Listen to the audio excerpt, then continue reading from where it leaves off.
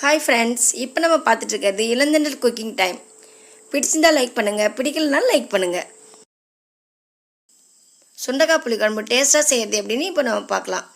தேவையான பொருட்கள்: சுண்டைக்காய் 1 கப் எடுத்து வச்சுருக்கேன், 2 பெல்லாரி வெங்காயம் கட் பண்ணி வச்சுருக்கேன், மிளகாய்த்தூள், 2 லெமன் சைஸ் புளி எடுத்துக்கோங்க, ஒரு தேங்காய் அரைச்சி எடுத்து வச்சுருக்கேன், 2 ஸ்பூன் வெந்தயம் எடுத்துக்கோங்க, கொஞ்சம் எண்ணெய், தேவையான அளவு உப்பு.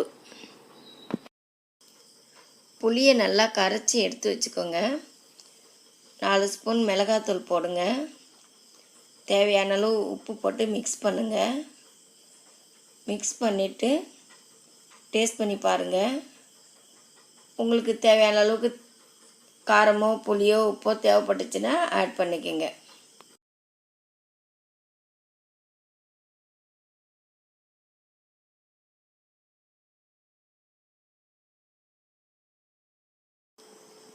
ஸ்டவ்வை ஆன் பண்ணி வானல் வச்சு 4 ஸ்பூன் எண்ணெய் ஊற்றுங்க.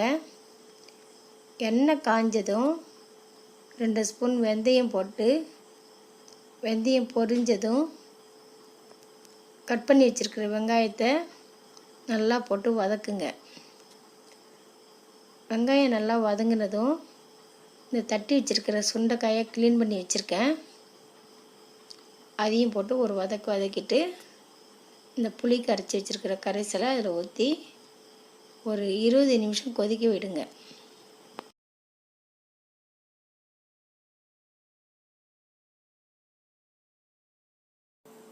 இருபது நிமிஷம் கொதித்ததுக்கப்புறம் சுண்டைக்காய் வெந்துருச்சான்னு பாருங்கள்.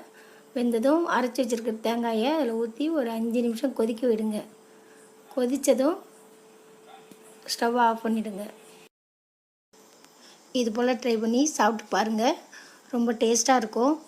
இந்த வீடியோ பார்த்துட்ருக்கிறவங்களுக்கு எல்லாருக்கும் தேங்க்ஸ். தொடர்ந்து சப்போர்ட் பண்ணுங்கள். இப்போது சுண்டைக்காய் புளிக்குழம்பு ரெடி ஆகிடுச்சு, சாப்பிட ஆரம்பிக்கலாம்.